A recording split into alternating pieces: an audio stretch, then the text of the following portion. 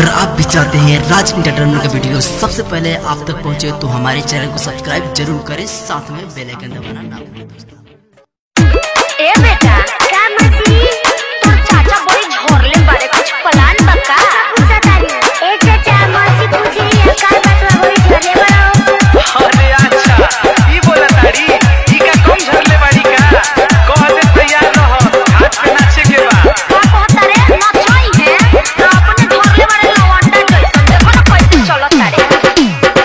चाचा तो हर चल गेल घाट पसब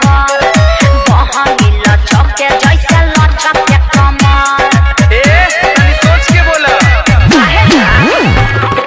चाचा तो हर चल गेल घाट पसब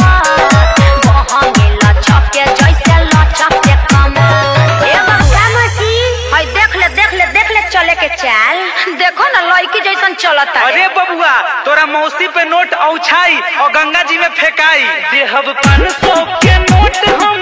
औछी के रे देहब 500 के नोट हम औछी के रे बेटा घाट पे नचाइब तोरा मौसी के रे बेटा घाट पे नचाइब तोरा मौसी के रे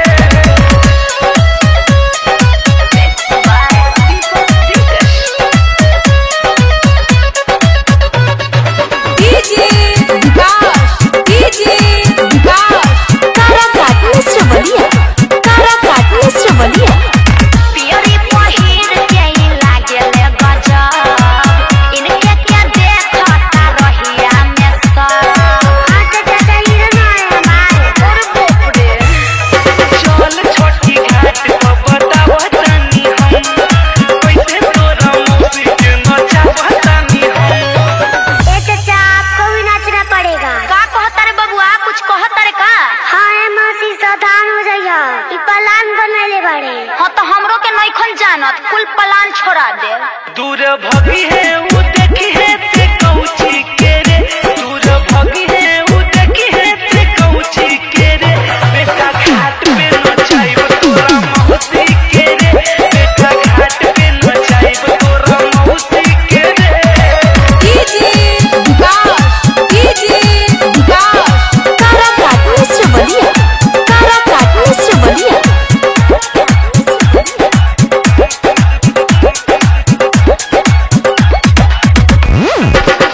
चाचा से कही दे ना बोले के ढेर घाटे पर खुली जाए धोती अनेर। हम चन्हा कम ना हई धोती के रस्सी से कस लेब ऐसन कुछ करी है ई मन बचन सारा बरतिन के लगई है ई मन उसका छठी माई का घाट है नाचेंगे सबको नचाएंगे। अरे ओ बैंड वाले भैया बजावा ए मौसी हम नाचेंगे। खिसी आई है त बोली है वो झौसी के रे खिसी आई है त बोली है वो झौसी के रे बेटा घाट पे नचाइब तोरा मौसी के रे बेटा घाट पे नचाइब तोरा मौसी के रे अरे ई त अपना मने नाचे लगली जय छठी मैया।